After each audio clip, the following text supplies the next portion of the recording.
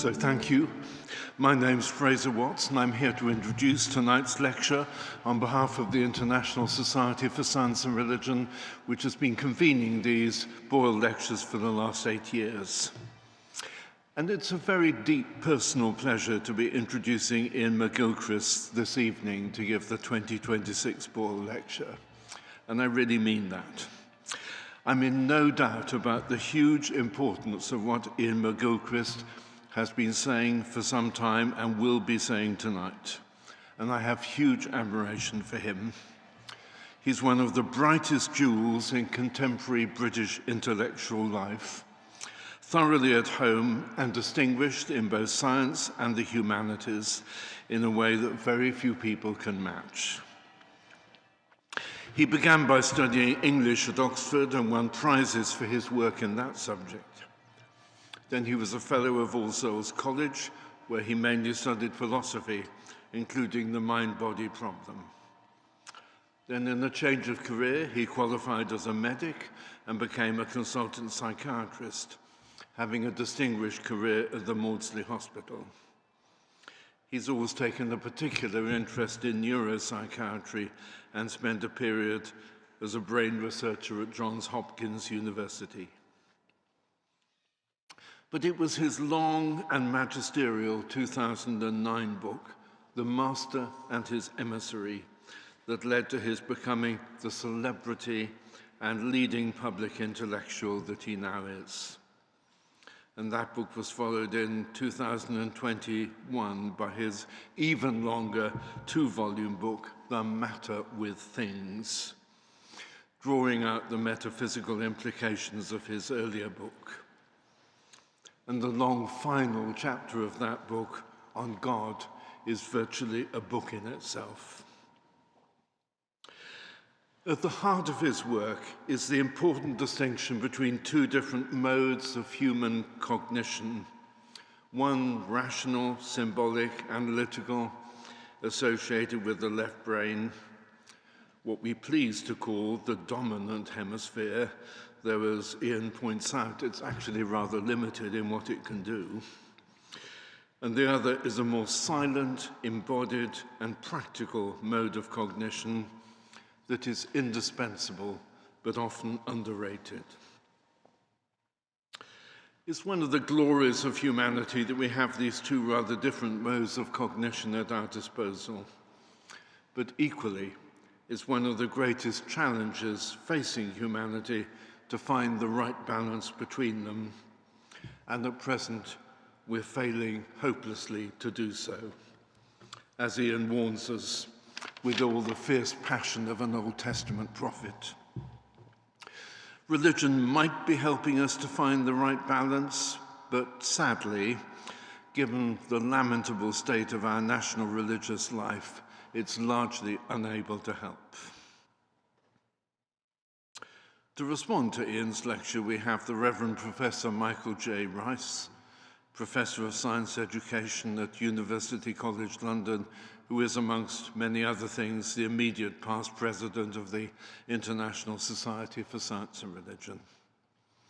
But I don't want to take up any more of your time, and I'm very pleased to give the voice to Iain McGilchrist.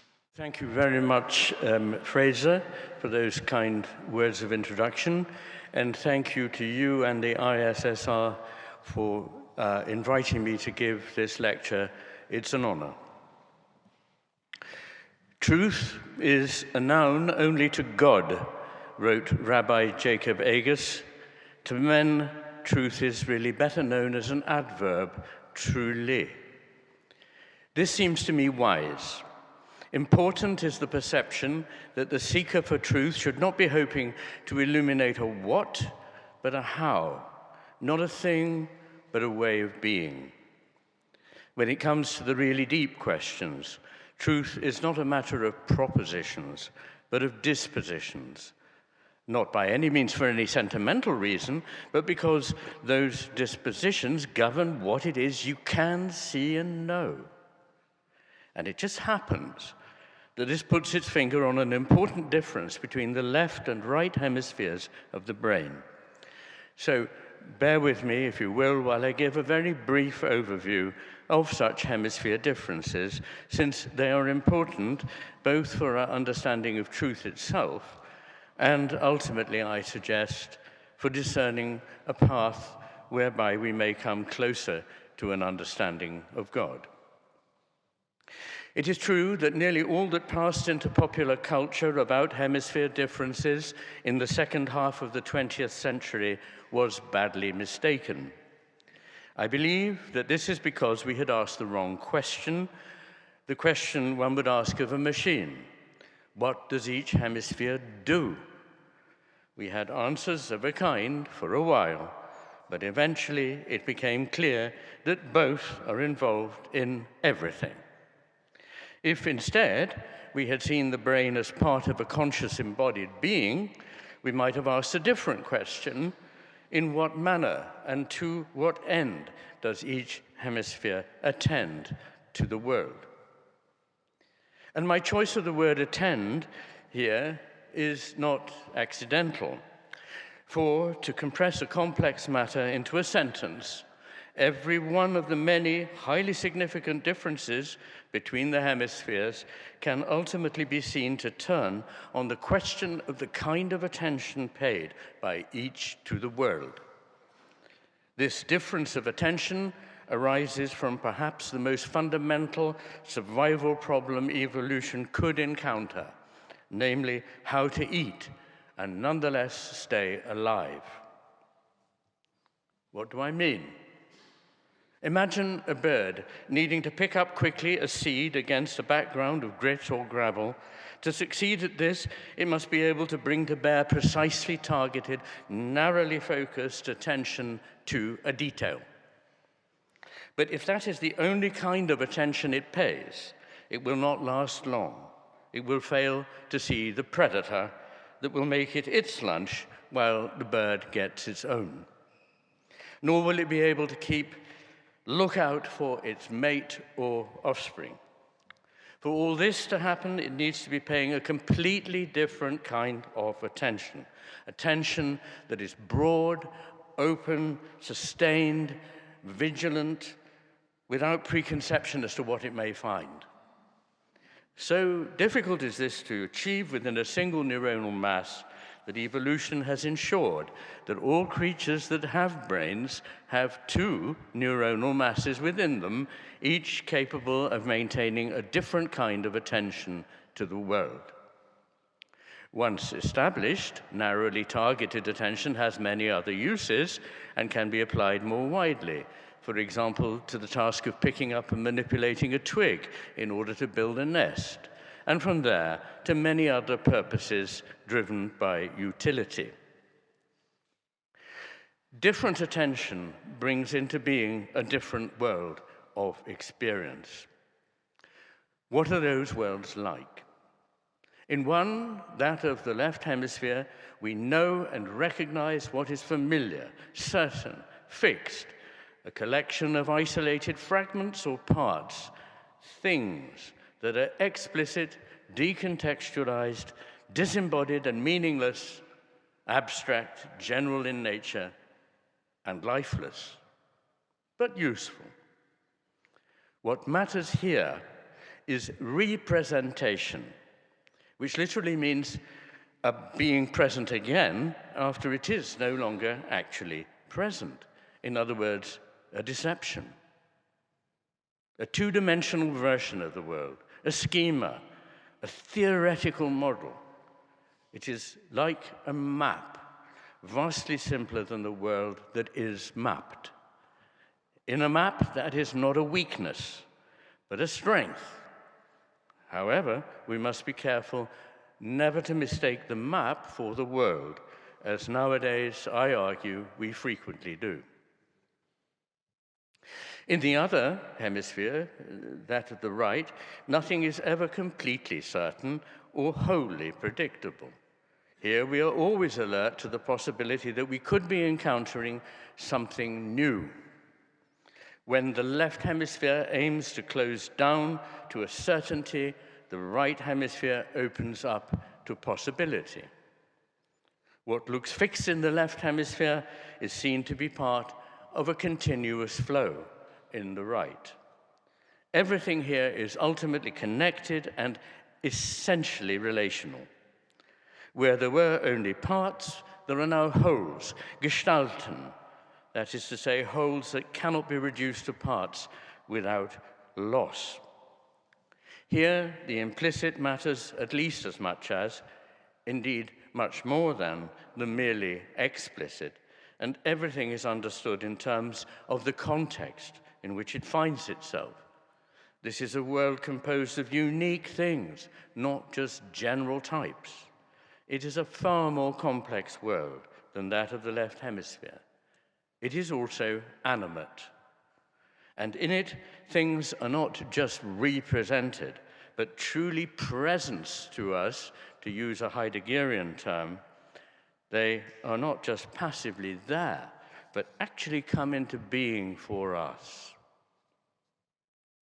Although I cannot here begin to lay out the evidence given in great detail in the first part of my book, The Matter with Things, we do now know definitively that the right hemisphere not only attends better to the world, but perceives with greater accuracy, makes better judgments on the basis of what it has attended to and perceived, and is not only more emotionally and socially intelligent, but more cognitively intelligent than the left hemisphere. Good old-fashioned IQ depends more on the right hemisphere than the left. The left hemisphere tends to be frankly delusional unless under the guidance of the reality-orientated right hemisphere. What is of relevance to us here is that this way of attending, the way of being of the right hemisphere, is, as I shall try to explain, the only way of being that is adequate to an approach to the divine, and it is not the predominant way of being in our age of reductive materialism.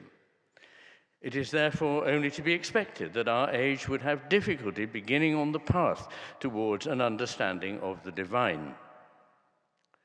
A few further reflections on different ways of conceiving truth, then, before I turn to the relevance of all this for the search for God, or perhaps for God's search for us. First, truth is intrinsically relational. We live in a world which we often naively assume left hemisphere fashion to be composed of things, whereas, in keeping with the understanding of the right hemisphere, it is better seen as made up of relationships. Indeed, I argue that relations come before relata, the so-called things that are related. After all, they only are what they are because of the network of relationships in which they find themselves. In the Vedantic tradition, the god Indra cast a net across the entire universe, and at every point of intersection in the net is suspended a jewel in which every other jewel in the net is reflected. For me, this is a beautiful metaphor of the interdependence of all existence. But it also shows how the net exists in virtue of only two things: connections and emptiness, the threads and the spaces between them. When things are connected, there is not just an addition, but the birth of something new. The ultimate example of this is music, in which each note means absolutely nothing on its own, but the resultant music can mean, in some cases, everything. And the music arises only out of relationships. What's more, it is like the reality disclosed by modern physics, where what exists comes to exist through the relation with an observer, and the particles are the actualization at a point of a field of potential. What for a moment appears discrete is one way of manifesting an underlying, necessarily interconnected totality. Some of the consequences of this view are that making anything explicit or taking it out of context changes its nature, and that we are co-creators of ourselves and of whatever it is that exists apart from ourselves. Not creators, but co-creators. Ultimately, we cannot understand reality from the outside, but are immersed in it, and our understanding is and has to be participatory. Truth itself is a relationship, as the very word true suggests. Originally, it meant fidelity, and the word is related to trust. Truth and trust, belief, go together, and both are essentially relational. In a relationship, both parties count, and the relationship isn't a separate thing, but arises out of and contains the parties that constitute it. It doesn't lie in one or the other alone. Instead, then, of imagining truth to be a matter of bringing two pre-existing realms, one subjective and the other objective, as near as possible to mirror one another, we should think of reality as in constant creation, a reverberation, a resonance, a calling and answering between two, never wholly distinct elements, one originating in ourselves, going to meet something that takes its origin from outside ourselves. This ever better accord or attunement is the evolving truth. It is intrinsically incomplete, but constantly in the process of completing itself. Uncertain, though constantly approaching nearer to certainty. Incapable of being grasped except through embodied being, through a consciousness that is in the flesh and engaged in the world. And along with this goes an understanding of what I call truth as unconcealing, a process in which something reveals itself to us only through our experience, as opposed to truth as correctness, a thing that can be determined once and for all, and into which nothing of us enters. Please note that nothing I say diminishes the reality or importance of truth. Just because there's no one single truth that is fixed and wholly independent of our knowing it, doesn't mean that anything goes. Far from it. What is required is an attentive response to something real and other than ourselves, of which we have only inklings at first, but which comes more and more into being through our response to it, if we are truly responsive to it. We nurture it into being, or not. In this, it has something of the structure of love. How is this relevant to the question of God? I suppose the first thing to say is that the concept of the divine is famously something in the face of which language proves to be wholly inadequate. The opening words of the Tao Te Ching are the Tao that is the real Tao. The Tao that can be named is not the real Tao. The left hemisphere insists that we should have a word for God, though in many traditions God remains the unnameable name, a way of warning us that when we have put a label on something, we believe we have captured it, grasped it, and finally pinned it down, which with God can never be the case. Language was developed for purposes of utility, enabling people to share an understanding of the steps to be taken in a practical task. Language refuses God, and God refuses language, unless it is the language of poetry.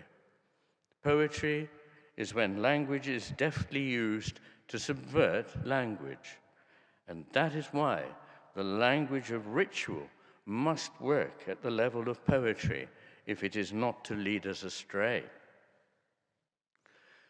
Language is the decent clothing of concepts. The sacred and divine cannot be reduced to any other concept or set of concepts. It is firmly and resolutely beyond any such approach. I think here of the wise words of the author of The Cloud of Unknowing. By love he may be caught and held, but by thinking never. St. Augustine warned us that if you think you've understood God, it is not God that you have understood. You might say, where does that leave theology? My answer is that we should be appropriately wary of theology unless it takes the apophatic path, the so-called via negativa, paring away falsehood so as to allow whatever is the truth to stand forth into the dawning light. Instead of anxiously trying to pin down what it is we're talking about, make clear our definitions and sharpen our scalpels, we need to adopt the opposite stance, not trying to force things into an illusory clarity, but waiting with disciplined attentiveness for them to declare themselves to us. We need what Keats called, in a famous phrase, negative capability, the disposition of the creative mind, which he felt Shakespeare possessed in the greatest measure, a capacity for being in uncertainties, mysteries, doubts, without any irritable reaching after fact and reason. Research has repeatedly and dramatically shown that highly focused attention, the type offered by the left hemisphere, makes us incapable of seeing even the most glaringly obvious elements right in front of us if they're not immediately relevant to the task in hand or do not fit our expectations. It is thus relatively incapable of the tentative, careful, in Heidegger's term, fürsorgend, reaching out towards what lies beyond what we think we already know. If intimations of its nature are inevitably implicit and cannot be made explicit, the left hemisphere will neither be aware of them nor capable of understanding their nature. Mystical truths refer to that area lying outside the familiar and everyday, where the left hemisphere view is, by nature, least reliable. But all truths of a metaphysical kind concerning the way things are will be best understood by the right hemisphere, the one that is turned outwards on the world so as to encounter whatever might be, and is less likely to ignore, simply not see, whatever does not fit the paradigm it already holds. If, as in the world made available by the right hemisphere, nothing is ever repeated or precisely the same as anything else, it follows that all is unique and fresh. Creativity is therefore part of the nature of the world, not an occasional act, but at the core of all existence. This is a world always in process, coming ever more into unpredicted being. If truth is a relationship, so are the ways in which we come to hold it, those we call knowledge or belief. Knowledge is of at least two different kinds, knowing the facts and knowing from experience, and in most languages other than English, there are quite distinct words for them. Compare the French connaître and savoir, and the German kennen and wissen. It is useless to approach God hoping for facts. Rather, we must remove the self-erected obstacles in the way towards experience. A similar duality obtains if we turn to belief. The root of the word is love. All that remains for us is the word leaf, familiar from Shakespeare, with which one described one's love or one's dear Lord.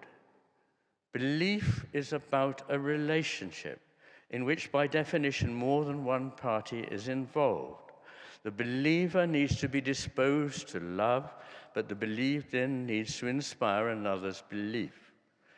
Whether this amounts to being worthy of that belief cannot be fully determined in advance. It emerges only through commitment and experience. Etymology maps the slippage of thought. What it shows in this case is three revealing shifts. First, the words truth and belief used to describe a reverberative or two-directional relationship in which each party is responsible for the fit. For us today, truth and belief are no longer relational, but have become propositional. In the process, the causation becomes no longer distributed and reciprocal, but linear. Second, we note that truth and belief used to be embodied actions or processes involving commitment, not, as they are now conceived, detached, disembodied things.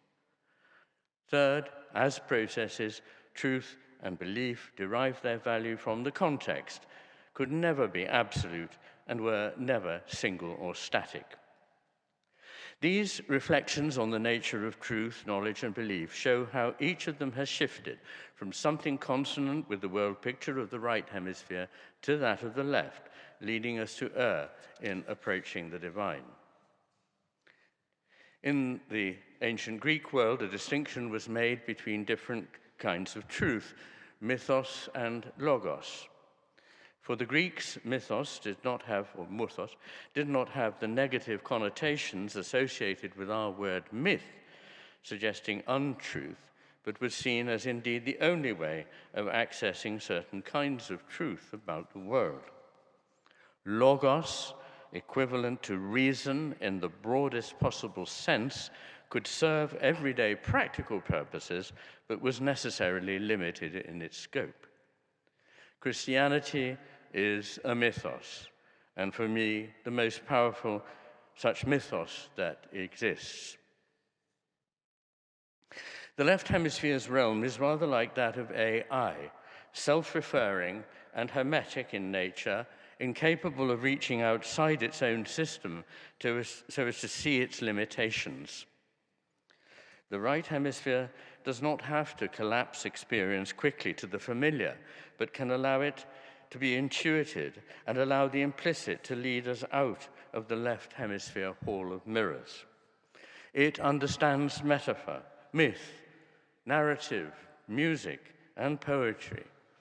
The richness of these implicit paths to knowledge, which also include drama and ritual, opens up an understanding of whatever cannot be explicitly stated without violence to its subject. Such means are essential to conveying religious truth.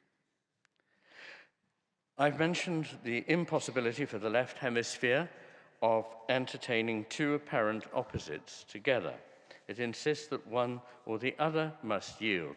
Mentality is either or in nature.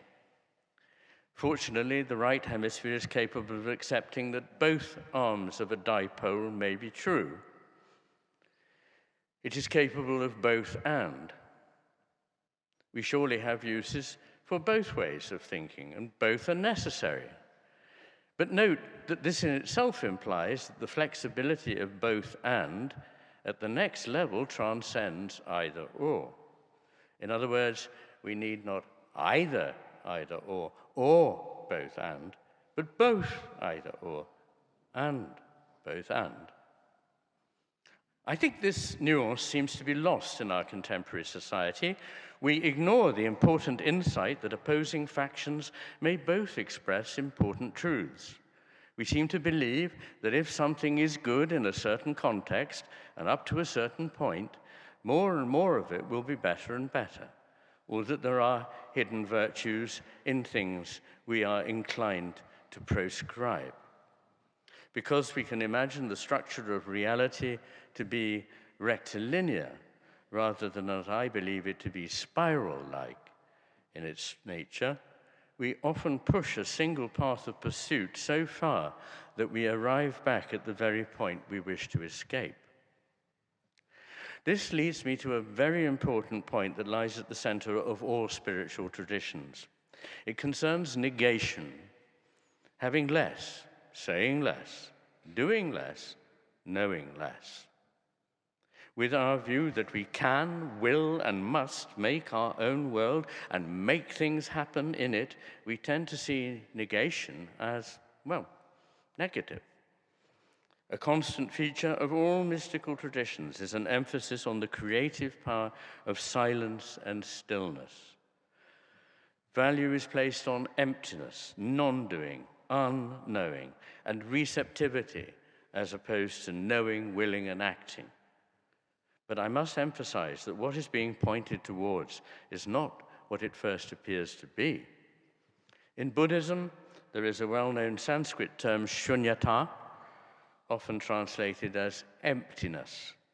However, this is not a sterile absence, but a fertile potential space, such as is the womb, in which there is a place for something new to grow.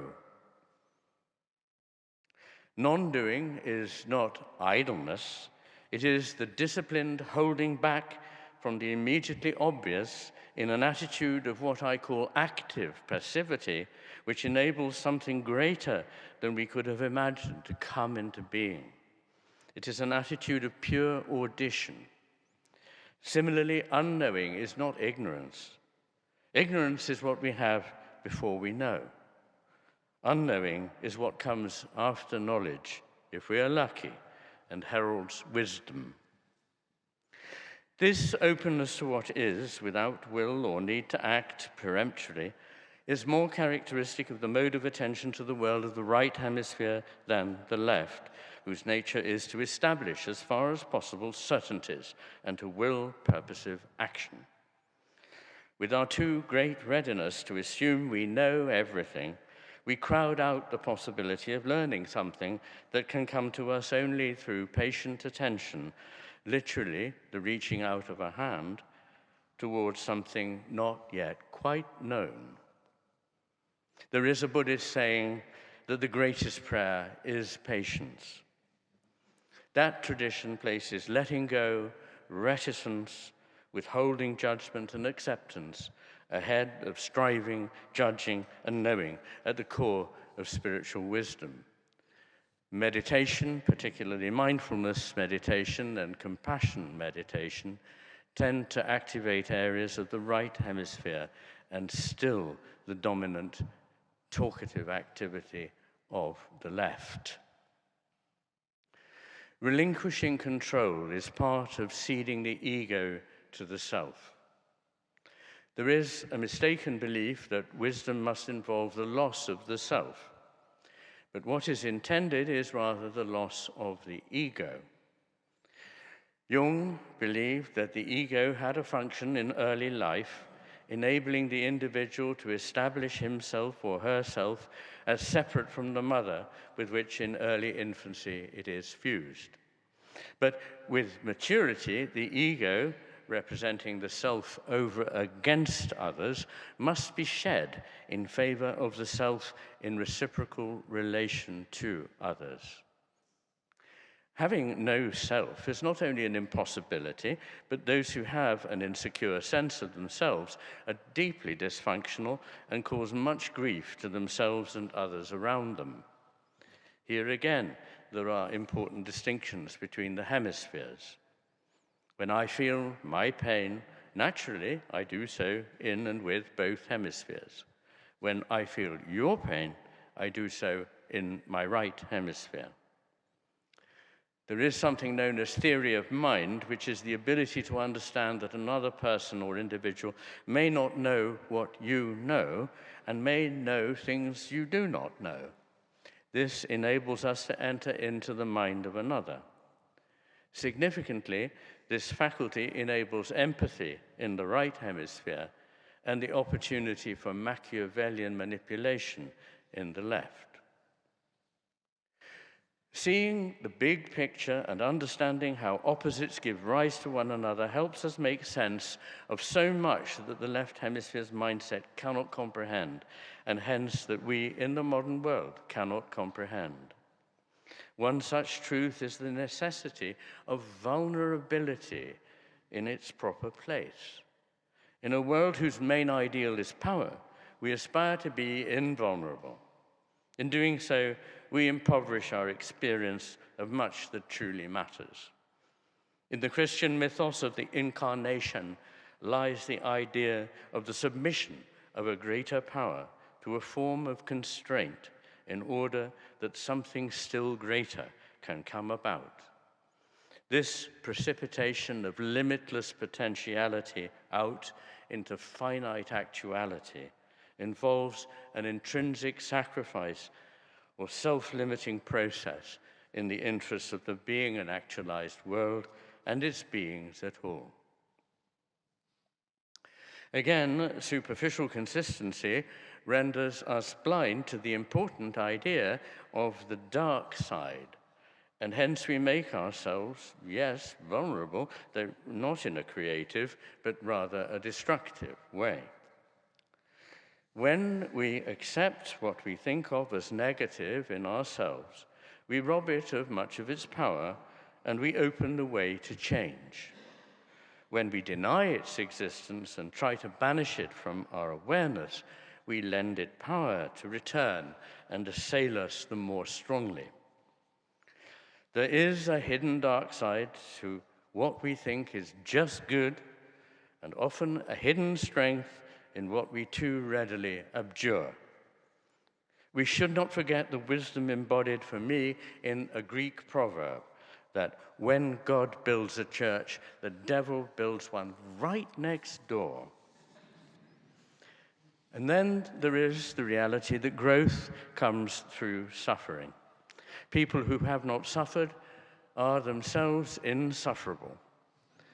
The great psychiatrist Viktor Frankl, who survived the Nazi death camps, thought that suffering was part of the way in which we both grew our souls and, odd as it sounds, attained a sense of fulfillment in our lives. I think of a poem of Wordsworth's, composed after his beloved brother had drowned at sea in a shipwreck, in which he wrote, "A deep distress hath humanized my soul."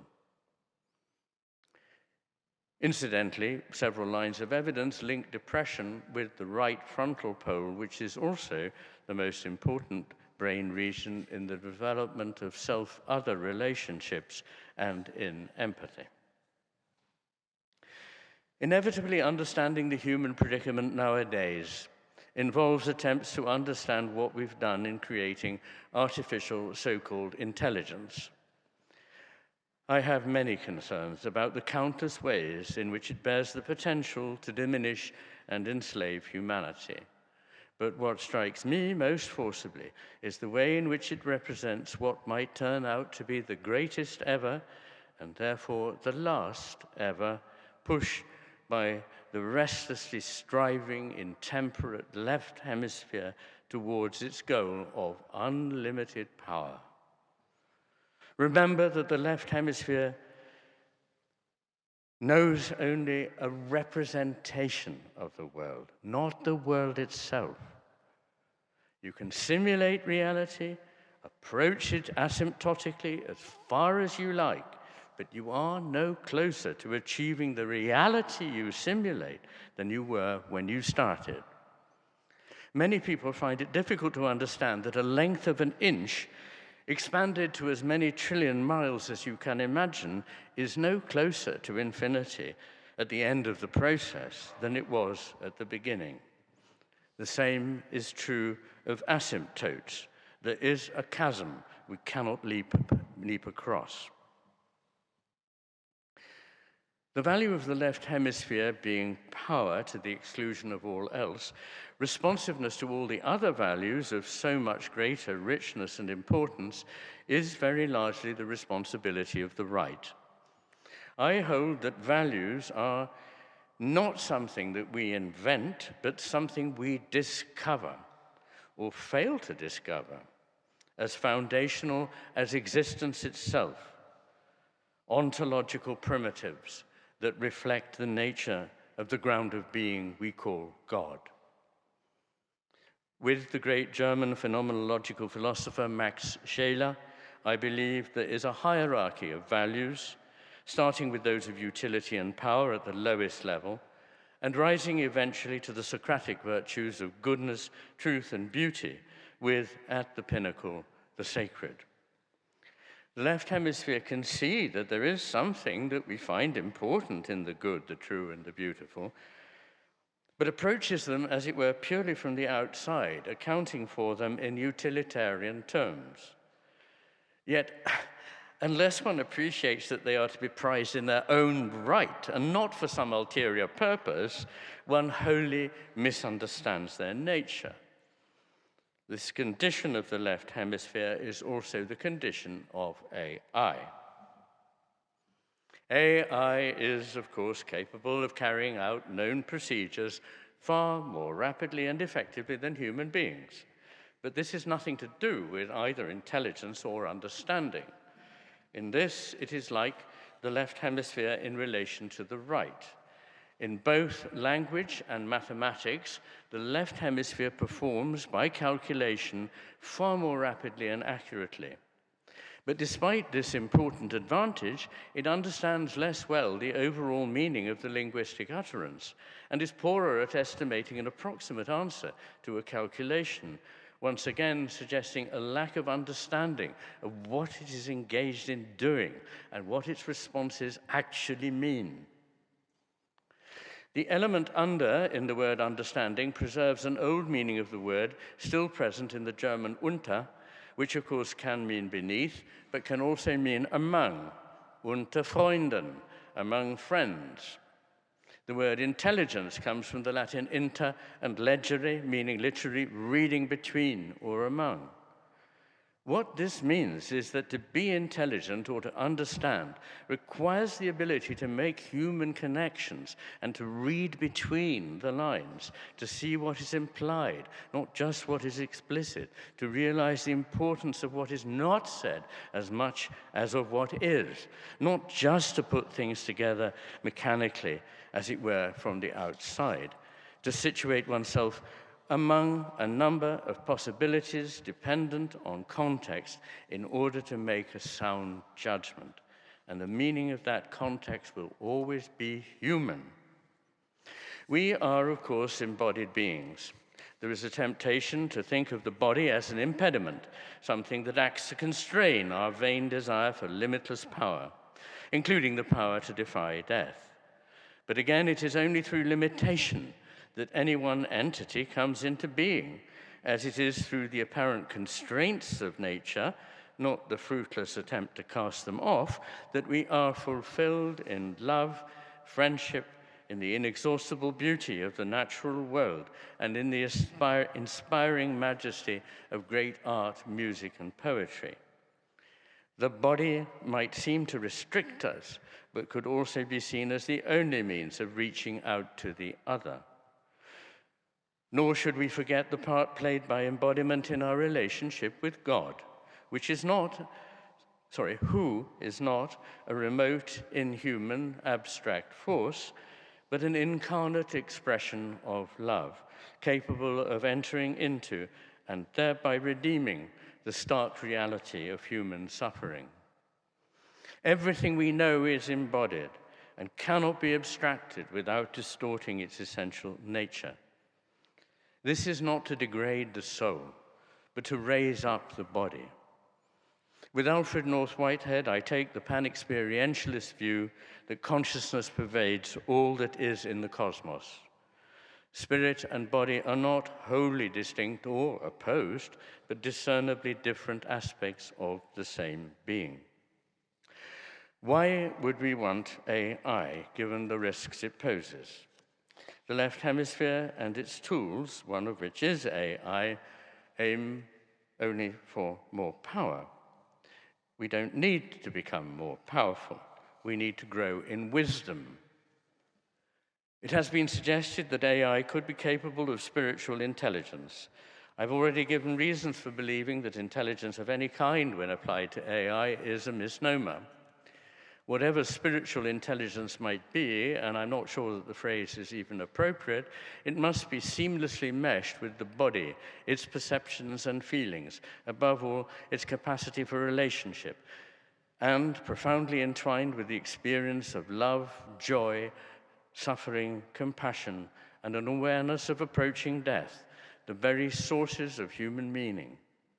It must also be capable of imagination, a point that is of crucial importance. Imagination is close to the core of what it means to be human and has nothing whatever to do with fantasy.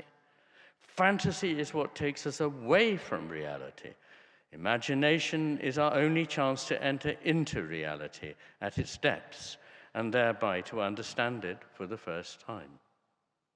Imagination alone is capable of that patient audition of which I spoke, through which, in a reciprocal process of calling and answering, something at first caught only in glimpses or snatches is nurtured further into being by our response. And that something is never purely generic in nature, but forever unique. Our uniqueness as individual human persons is rebuffed by the world of machines, which can deal only with categories and for which all is fungible, endlessly reproducible, endlessly dead. No real thing ever fits into the brutal categories and boxes of bureaucracy and its machines. Your daily experience proclaims this. Assenting to this process is one of the ways in which we are forced to connive at our own destruction. Is there a left hemisphere contribution to the understanding of God? If you are an enthusiast for systematic theology, the answer would certainly be yes, since without its contributions there would be no system and no nicely classified concepts to systematize. But, as you might imagine, while I do not deny a place for such an exercise in abstract thought, I think it needs to be well hedged round with skepticism. By love, you remember, he may be caught and held, but by thinking, never.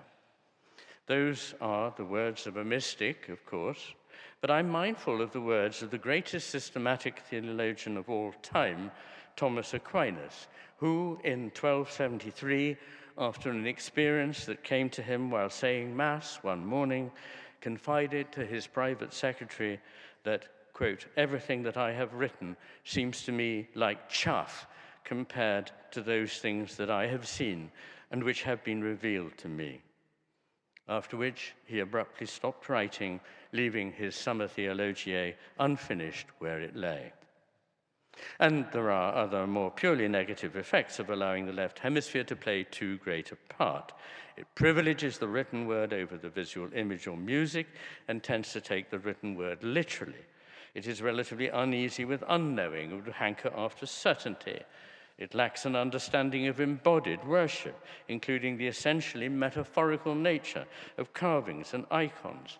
It does not see religion as historical and cultural, with its own context, but tends to see religion as timeless and universal.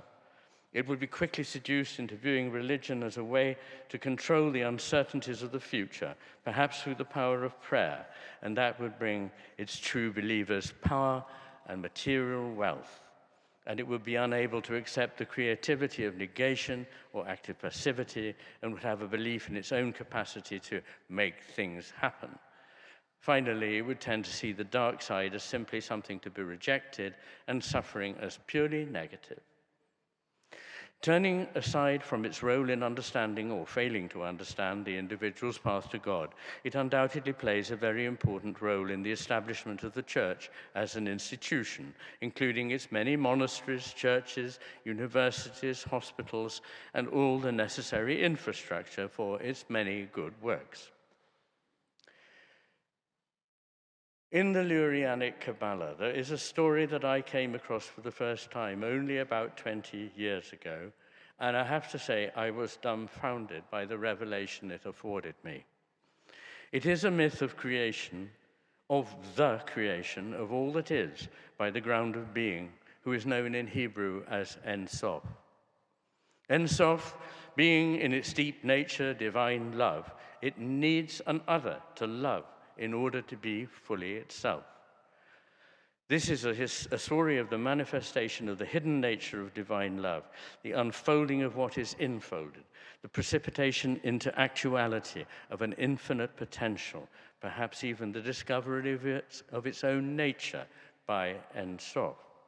So, what is En Sof's first act? To stretch out a hand and make something happen? No. It is to withdraw, so as to make room for something other than En Sof to exist. This is called Tzimtzum, withdrawal, the first act of creation. In the resultant space are placed 10 vessels to contain whatever should come forth into being. A single spark of fire falls out of En Sof and lands on the vessels, shattering 7 of them. This is the second phase, known as Shefrat HaKelim, the shattering of the vessels. But the shards of these vessels still contain sparks of divine fire. And the third phase of creation, called Tikkun, meaning repair, is one in which humanity plays a crucial role. For it is our destiny to put the pieces together again in such a way that the vessels are more beautiful than they were or could have been before. In this idea, I'm irresistibly reminded of the Japanese art form known as kintsugi, in which broken vessels are repaired, often with lines of gold, to produce a greater beauty than could ever have been found in the vessels while intact. There are just so many resonances here with what I've attempted to put across in this lecture. The ultimately relational nature of the divine order and of its creation, the necessary relinquishing of control, the power of self-abnegation, which puts me in mind of the divine kenosis in submitting to incarnation, and of non-doing as Christ submitted to death upon the cross. The impossibility of containing what comes into being within the feeble repositories of our conscious minds, the dignity of the human being and our contribution to a universe that is, as the physicist John Archibald Wheeler described it, participatory, and the redemption of what is broken, what is feared destroyed, and its return to life and beauty. It demonstrates the paradoxical nature of reality, creation and destruction together, and it validates the insight that myths are more important than any amount of legalistic prose. What great science, perhaps especially physics, reveals invites us to question our limiting assumptions. Undoubtedly, the practice of science requires the exercise of what both hemispheres are able to contribute. Analysis, reduction to parts, following of algorithms, linear sequences of steps are useful at an intermediate stage of the process. But most of the really great breakthroughs in the history of science have been made not by following explicit lines of thought, but in moments of insight, often when attention was directed altogether elsewhere. These radical insights are what psychologists, being an imaginative bunch, call aha moments, and they're robustly associated with activations in the right superior temporal sulcus and gyrus. In practice, science progresses by many more fruitful routes than the fabled scientific method, as George Gaylord Simpson, one of the most influential contributors to the reigning modern synthesis in genetics, pointed out. In the search for an understanding of the world we find ourselves in, we need science, reason, intuition, and imagination all to be brought into play, not just one or two. What we know is that while religion is largely incomprehensible to the left hemisphere, the right hemisphere is capable of understanding and sees more. And it is science that tells us this. Some scientists may not like this, but then science is more disturbing, more exciting, and more imaginatively insightful than it is often held to be. The great physicist Carl Friedrich von Weizsäcker wrote, "The first gulp from the beaker of knowledge estranges us from God. But at the bottom of the glass, God is waiting for him who seeks." The first gulp confirms our complacency, with deeper draughts from the beaker, with greater knowledge and experience of life, and that includes exploration of both science and philosophy. We are shaken free, and thus what we thought was in conflict is reconciled. Science that leads us to understand how our brains work brings us closer to an understanding of why and how we might have found ourselves estranged from God. But as we are assured, on the best authority of all, the truth shall set us free. Thank you. Thank you, Ian. It's wonderful to have you here. If I may say so, a true polymath and public intellectual. As Fraser mentioned, two of Ian's best-known books are The Master and His Emissary, which I understand has sold over 150,000 copies, and the more recent one, The Matter with Things, which is, and I have read it, 1,578 pages in length, and I gather has sold already over 100,000 copies, which is rather encouraging for those who say that people nowadays have a shorter attention span.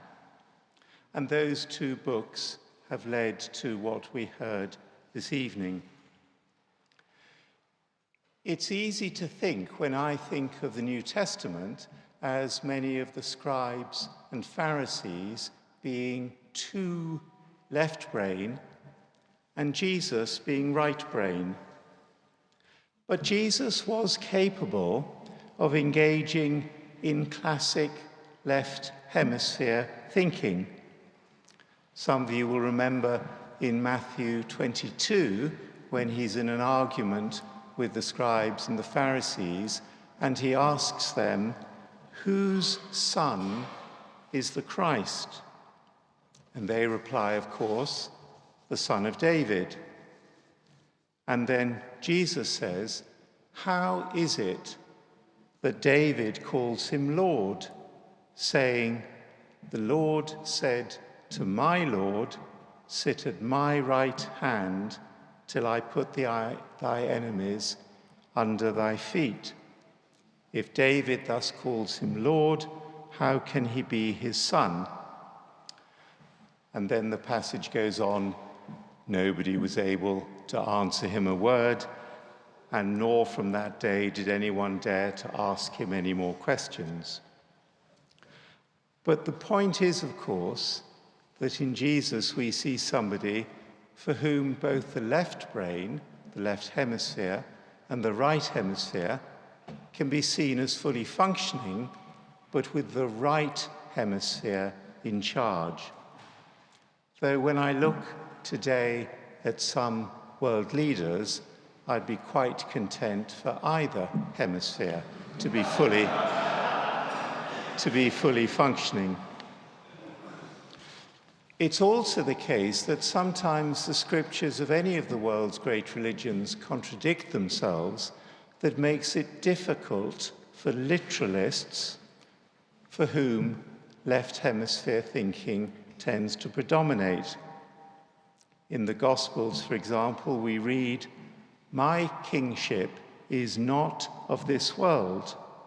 If my kingship were of this world, my servants would fight.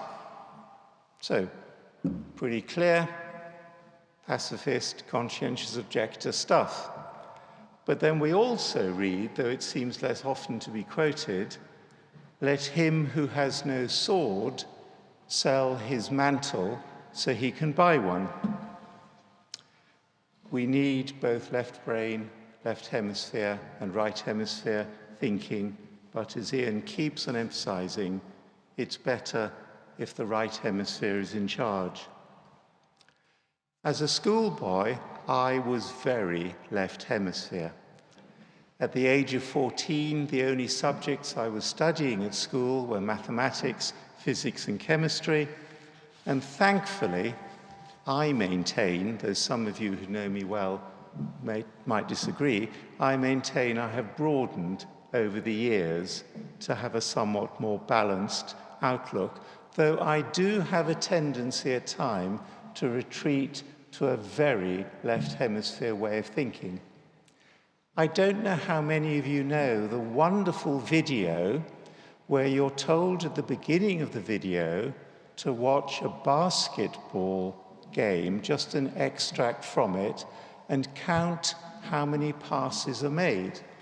And the first time I saw this 2 or 3 minute extract, I concentrated flat out, 5 passes, 6 passes, 7 passes, and then somebody in the group with whom I worked very closely started to laugh. Well, of course, I ignored her. 8 passes, 9 passes, 10 passes. And at the end of the video, and I'm sorry to give this away if you don't know it, we were all told that during this clip of the basketball game, an actor appeared on one side dressed as a gorilla, waves his hands like this to the camera, and then goes off screen. If, like me, your natural way of being is very left hemisphere, you're quite likely not to see the gorilla at all, until, of course, the extract is then played immediately afterwards when you can't avoid seeing the gorilla. I am told on good authority that when this was done to a group of fellows of the Royal Society at the Royal Society, not only did none of them manage to spot the gorilla first time round, but when the psychologist then showed them the video the second time, several of the fellows completely failed to believe it was the same video, showing perfect left hemisphere thinking that the most logical explanation is that the whole thing was a setup, a forgery. The man was telling a lie. They were being duped. None of this, as Iain says, is to be taken in any way as a negation of the importance of truth, which at the time when we are living, sometimes referred to as a post-truth era, seems more important than ever. And when Fraser kindly introduced me, he said my day job is in science education, and I think in schooling we continue to have both the duty and an opportunity to ensure that young people are given a balanced education, one which does help both their left hemisphere to develop, their right hemisphere to develop, and, if possible, for them quite explicitly to be introduced to ways of thinking of how they can bring this together and develop themselves as rich people. The Boyle Lectures began in 1692, thanks to a generous provision in the will of Robert Boyle. Some of you may remember Boyle's law from school days. In its modern formulation, it's most often cited as PV equals nRT.